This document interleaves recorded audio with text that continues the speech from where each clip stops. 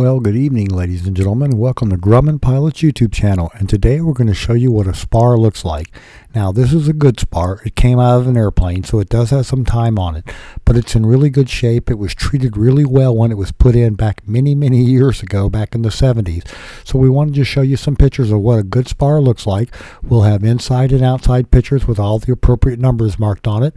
So stand by while we have some more fun as we get this one ready to go to England.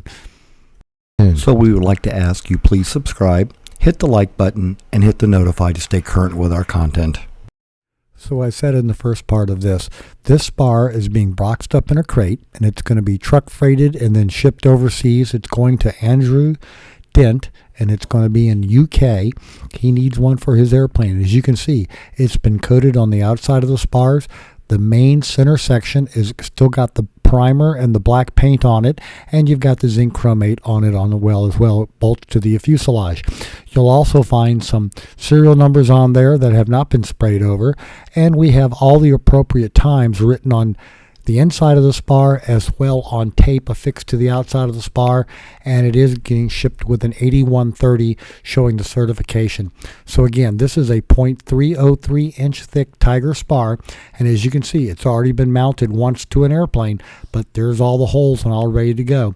So we're putting it on the scale, and we're getting it on the crate, and again, it's getting all ready to go. We're going to be using this video. We've already sent pictures to the new owner. He and his engineer have looked at them.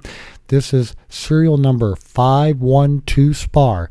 They're getting hard to come by. There were none available in England, so we sent them over there. And for point of reference, for those of you who remember Bob and Irene Arnold, this came out of their Cheetah converted to a Tiger, done by Air Mods, and it came out at 59 hours.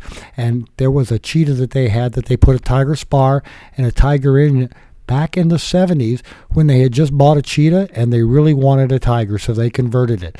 Well, the airplane was getting scrapped out. The engine had been cut off, the motor mount, and we harvested the center spar and marked all the times and all on it back when we retrieved all the stuff from Ken's many years ago. So again, we put it on a crate because it's going to be going somewhere, and we got it all ready to measure. And as you might have seen in another video, when this is all put together, it weighs 125 pounds. That's the spar and the box all ready to go. The box is also a little over 96 inches long, 96.5 inches. It's also 14 inches tall. That includes the kerf on the bottom for getting the forklift underneath, and it's 12 inches wide. So, ladies and gentlemen, we hope you found all this useful and informative about shipping a spar to England. Hope you enjoyed it. Thanks for watching, and have a great day flying your Grumman.